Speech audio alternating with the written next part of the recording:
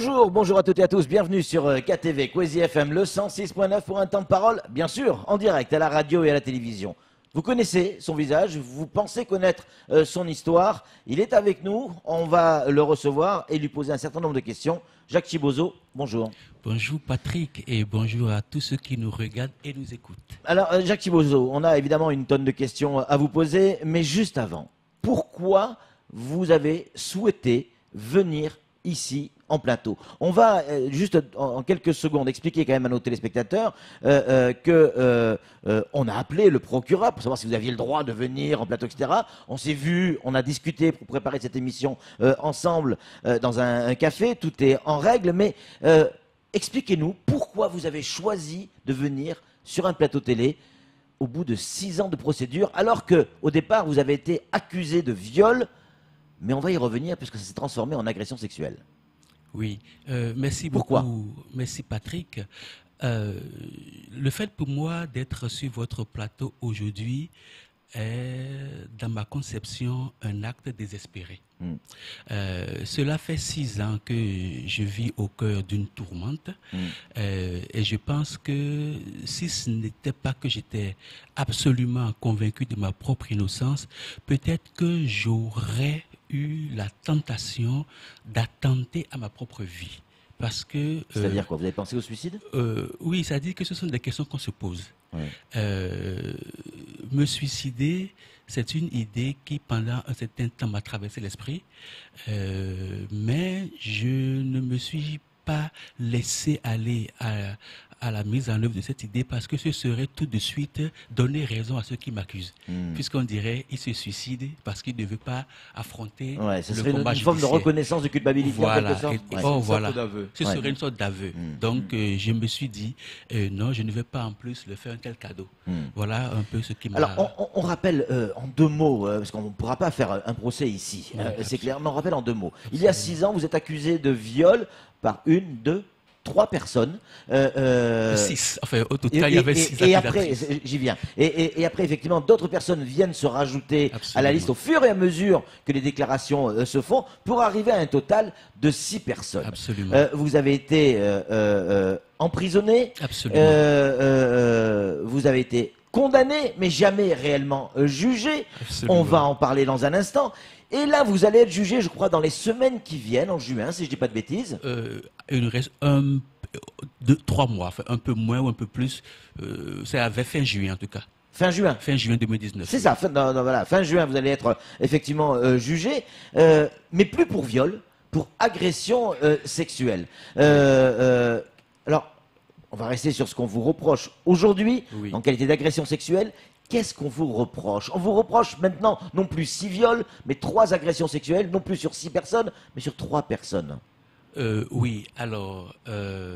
Qu'est-ce qu'on vous reproche? Ben, je vous l'avais dit, là, on me reproche des agressions et harcèlement sexuel. Oui.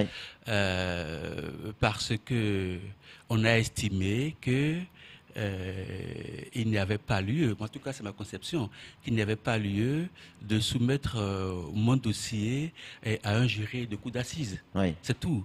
Ce qui en soi, pour l'innocent et écorché vif que je suis, n'est quand même pas un hommage qu'on me rend.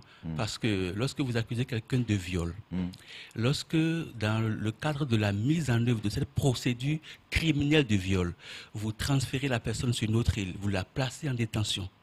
Au sortir de la détention, vous lui mettez un bracelet électronique au pied, que vous lui interdisez de travailler, que vous lui interdisez même, enfin, de quitter pratiquement son appartement, de quitter l'île de la Réunion, que la personne qui avait donc 4 cabinets d'avocats voit tous les cabinets fermés, donc enfin pas l'un après l'autre, du jour au lendemain, qu'elle retrouve son nom, on va dire, sali, avili sur Internet, ce n'est pas après devant le tribunal correctionnel qu'il faut envoyer l'intéressé, puisque...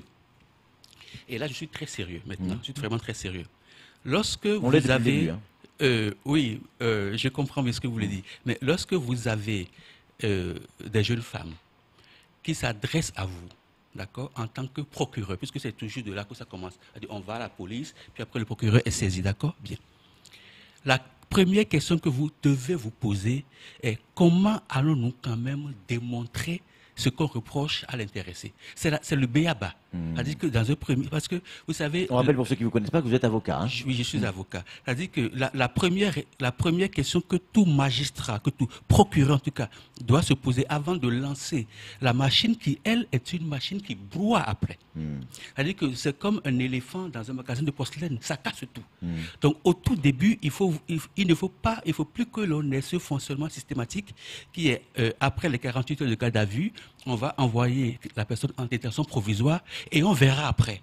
Non, parce qu'en faisant ça, vous avez des situations comme la mienne où vous brisez la vie de quelqu'un et vous finissez par le renvoyer devant le tribunal correctionnel et même à le condamner en son absence sans avoir vérifié qu'il ait reçu une quelconque citation. Oui. Et on se retrouve dans un dossier comme le mien. Oui. Et j'ai apporté, mais je ne sais pas si ceux qui nous écoutent peuvent le voir, mais ils entendront.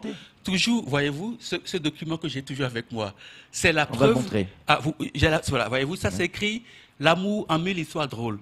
C'est la preuve que je suis un violeur. Ouais. Si vous avez un document comme celui-ci, vous êtes un violeur. Voilà, donc je le dis, mais... Il s'agit d'un bouquin humoristique. Un livre d'humour qu'on vend sur les quais de gare métropole. Les enquêteurs ont trouvé ce bouquin, donc ils pensent que vous avez tendance à lire des choses malsaines. Et à supposer même, à supposer que je sois lecteur de romans à l'autre caractère pornographique.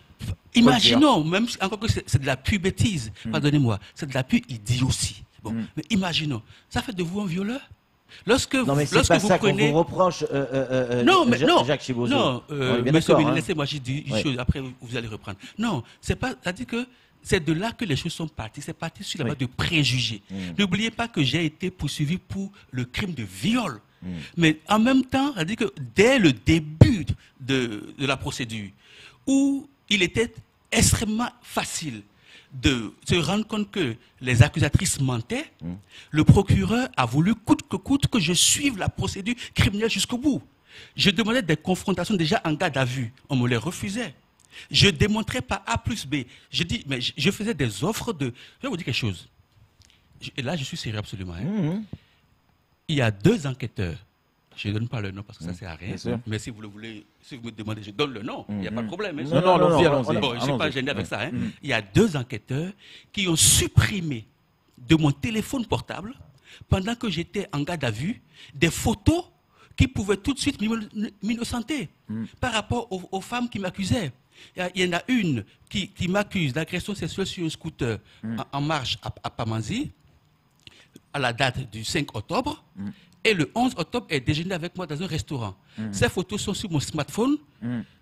Les policiers, parce que je leur montre des SMS, d'accord, des textos, je leur montre, ils prennent mon téléphone, et quand ils me le restituent après, il est déjà éteint, donc déchargé. Je n'ai pu le réouvrir que 6 mois après la détention, et mes photos ont disparu. J'ai déposé plainte, personne n'a réagi à ce jour. Rien. Donc c'est un exemple. Jacques Chibozo, aujourd'hui, votre vie, c'est quoi? Aujourd'hui, ma vie, c'est quoi? Et après, très bonne question. Et après, je vous poserai la question aussi pour les présumées victimes. Oui. Selon vous, leur vie, c'est quoi aujourd'hui? Mais aujourd'hui, non, mais d'abord vous, alors moi, votre vie, c'est quoi aujourd'hui? Très rapidement. Alors moi, ma vie, c'est quoi? J'ai vécu pratiquement... alors j'ai vécu du 2 juillet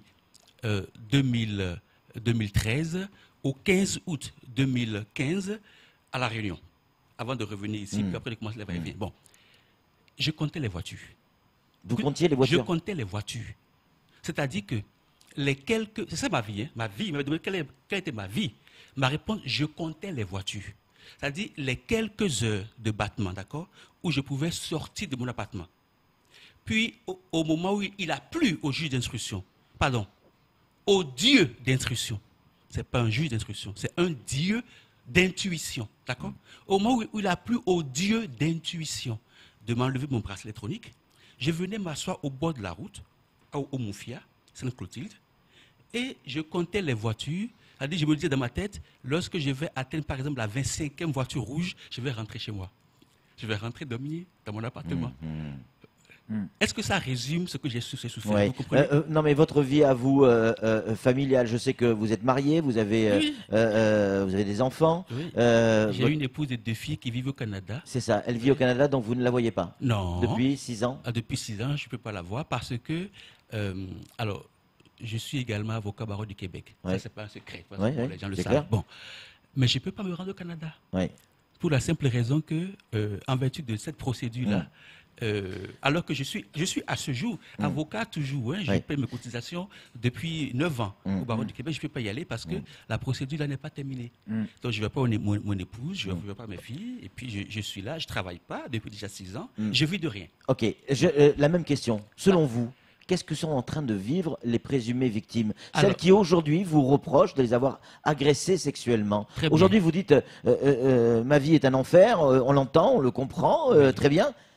Mais celles qui disent avoir vécu ces agressions sexuelles, comment vous croyez qu'elles vivent?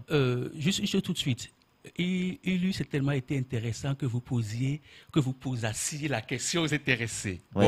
Bon, oui, mais moi, c'est à vous que je la pose parce que c'est important. C'est important. Parce qu'il y a des gens qui se posent la question, pourquoi vous êtes là? Et pourquoi pas elle? Exactement. Voilà. Parce que vous êtes quand même accusé d'agression sexuelle. C'est-à-dire que si ces personnes se regardent dans un miroir, j'espère vraiment que le reflet qui leur est renvoyé est quelque chose d'assez horrible qui leur fait pleurer. J'espère qu'elles ont un minimum de conscience. Je vais vous donner une seule parmi elles. Donc je vais donner le nom tout simplement. Non, parce que non. C'est pas interdit. Non, mais d'accord, mais pas de nom ici parce que les risques avec le tribunal après, etc. Puisque vous vous souvenez, la seule fois où j'ai fait l'interview sur votre plateau, vous avez cassé votre contrôle judiciaire. Non. Ça, je tiens à le rectifier, pardonnez-moi. Ouais. Il n'y avait aucune obligation de contrôle judiciaire qui m'interdisait de parler. Ouais. Ça n'a jamais existé. Ouais. C'est-à-dire que je me suis exprimé en direct sur votre plateau. Oui. Et vous êtes reparti en prison dessus. Je ne concours pas à l'instruction, donc je peux parler. Je peux écrire un livre, je peux faire un film. Le juge d'instruction, plus d'1 mois après, parce que on a compris que, attention, Jacques Thibodeau est en train de dire des choses, il faut l'étouffer, il m'a renvoyé en détention. Donc, ne dites plus jamais, je vous en prie, cassez le contrôle judiciaire. J'ai le droit de parler. Si je ne donne pas de noms, etc. aujourd'hui, je crois quand même que ça doit cesser parce que c'est une façon de continuer à renforcer ces filles dans leur mythomanie. Donc je ne veux plus jouer leur jeu. On le donne. Elles sont qui? Ça s'appelle Sanda Mohamed. Elle est au cabinet de Nadim Amada à ce jour. Elle était ma secrétaire. Elle s'appelle Florence Jouniac. Elle est avocate à Saint-Pierre. Elle s'appelle Samiati Ali Ahmed. Elle est aujourd'hui à Marseille. On se Alors calme. oui, je vous avais demandé quelle est leur vie à ce jour. Eh bien, il y en a qui ont fait des enfants, qui se sont mariés, qui, elles, ont pu parfaitement continuer à baiser avec leur propre... S'il vous plaît, essayez d'avoir des non, je vous en supplie. Des propos... Non. Mais un peu de retenue, Non, ne me dites pas ça, s'il vous plaît. Un peu de retenue, s'il vous plaît.